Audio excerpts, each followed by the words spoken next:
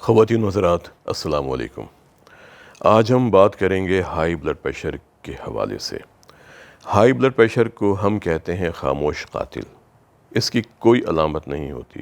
خاموشی کے ساتھ بڑھتا رہتا ہے اور حملہ کہاں کرتا ہے؟ دماغ پہ، آنکھوں پہ، دل پہ، گردوں پہ اور ٹانگوں کی نالیوں پر۔ اب لوگ ہائی بلڈ پریشر ہونے کے باوجود دوائیں استعمال نہیں کرتے کہ ہمیں علامت محسوس نہیں ہوتی، ہم سارے کام آرام سے کرتے ہیں، ہم دوڑتے ہیں، بھاگتے ہیں، ہمیں نہ ہمارا سانس پھولتا ہے، نہ ہمیں کوئی چھاتی میں بوجھ محسوس ہوتا ہے، نہ چکر آتے ہیں، کمزوری ہوتی ہے۔ اب شروع کے دن ہے، نیچرل سی بات ہے، اس میں انسان کو کچھ محسوس نہیں ہوتا اور یہی وہ وقت ہوتا ہے جو ہم اگنور کر جاتے ہیں، جہاں پر پھر ہائی بلڈ پریشر اس کی پیچیدگیاں پیدا ہونا شروع ہو جاتی ہیں۔ آپ یہ دیکھیں، اگر کسی کی داڑھ میں درد ہوتا ہے، دانت میں درد ہوتا ہے، کان میں درد ہوتا ہے، یہ جان لیوا نہیں ہوتے، لیکن انسان فوراً بھاگتا ہے کیونکہ درد اتنا شدید ہوتا ہے کہ وہ بہت بے چین ہو جاتے ہیں۔ لیکن ہائی بلڈ پریشر جو کسی بھی وقت انسان کے لیے جان لیوا ہو سکتا ہے، دماغ کی شریان پھٹ سکتی ہے، خدا نخواستہ فالج ہو سکتا ہے، ہارٹ اٹیک ہو سکتا ہے، ہارٹ فیلر ہو سکتا ہے، بینائی جا سکتی ہے، پاؤں کالے ہو سکتے ہیں، ٹھنڈے ہو سکتے ہیں، اس پر ہم توجہ نہیں دیتے۔ اس لیے ہم آپ سے یہ بات کہیں گے اس پروگرام کے ذریعے کہ اگر آپ کو ہائی بلڈ پریشر ہے، اگر آپ کے خاندان میں، آپ کے والدین میں، آپ کے بہن بھائیوں میں ہائی بلڈ پریشر ہے، تو اپنے بلڈ پریشر پہ نگاہ رکھیں اور اس کے لیے جو احتیاط کی جاتی ہے کہ خوراک کا کس طرح استعمال ہونا چاہیے، نمک کا استعمال کم کرنا چاہیے، ریگولر واک کتنی ہونی چاہیے، خالی پیٹ قوت برداشت کے مطابق اچھے موسم میں، ہوا کے بہاؤ کے ساتھ ساتھ، اور اس کے علاوہ دواؤں کی پابندی۔ اور یہ بات ضرور ذہن میں رکھیں کہ دوائی آپ نے وقت پر کھانی ہے۔ یہ نہیں کہ آج آپ نے دوائی 2 بجے کھا لی، کل آپ نے صبح کو 4 بجے کھا لی، پھر نیکسٹ ڈے آپ نے شام کو 7 بجے کھا لی۔ جو دوائی کا ٹائم آپ کو ریکمینڈ کیا جاتا ہے، جو ڈاکٹرز آپ کو دوائی ریکمینڈ کرتے ہیں، جو نسخہ آپ کو دیتے ہیں، اس نسخے پر آپ نے پورا عمل کرنا ہے۔ ہمارے ہاں جو ہم نے دیکھا پاکستان کے اندر کہ لوگ کیمسٹ کے پاس جا کے نسخے میں خود سے رد و بدل کر لیتے ہیں،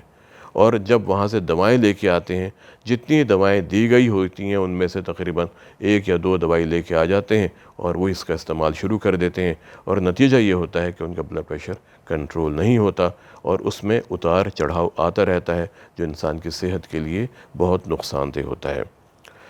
ہائی بلڈ پریشر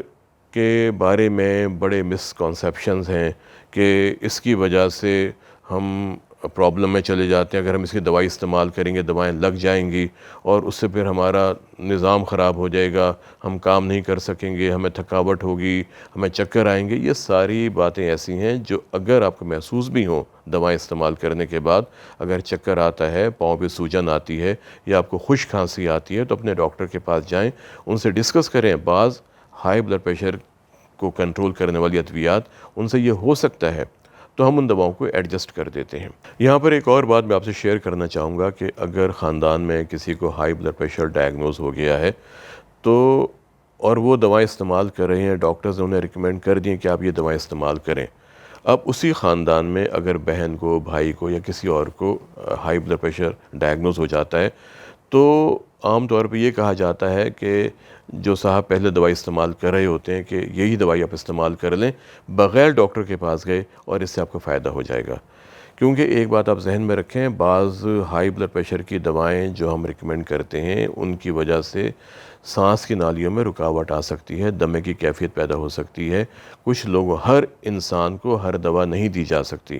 یہ ڈاکٹرز ہی فیصلہ کرتے ہیں کہ کون سی دوا آپ کے لیے بہتر ہے، کتنی خوراک میں بہتر ہے، کتنے وقفے سے بہتر ہے، اور کس کمبینیشن میں دوا دی جائے جو آپ کو فائدہ دے گی۔ اس لیے خود سے آپ نے دواؤں کا استعمال نہیں کرنا جب تک آپ ڈاکٹرز کے پاس جا کے ان سے ڈسکس نہ کر لیں۔ بعض اوقات ایسا ہوتا ہے کہ کوئی دوائی مہنگی ہوتی ہے، کوئی دوائی سستی ہوتی ہے، اب فارمولہ ہو سکتا ہے ایک ہو، لیکن یہ بھی آپ نے ڈاکٹر سے جا کے ڈسکس کرنا ہے کہ اگر آپ مہنگی دوائی افورڈ نہیں کر سکتے تو ہو سکتا ہے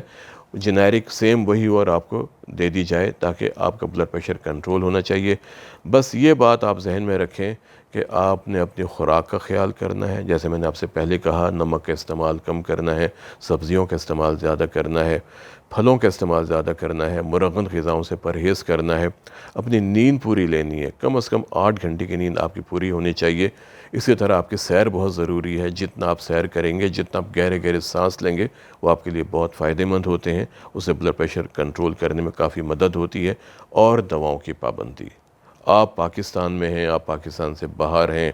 آپ کوئی بھی کسی بھی جگہ ہیں، آپ نے دوائی نہیں چھوڑنی، وقت پر دوائی لینی ہے، اور پھر آپ دیکھیں گے کہ آپ بے شمار پیچیدگیوں سے اپنے آپ کو بچا لیں گے۔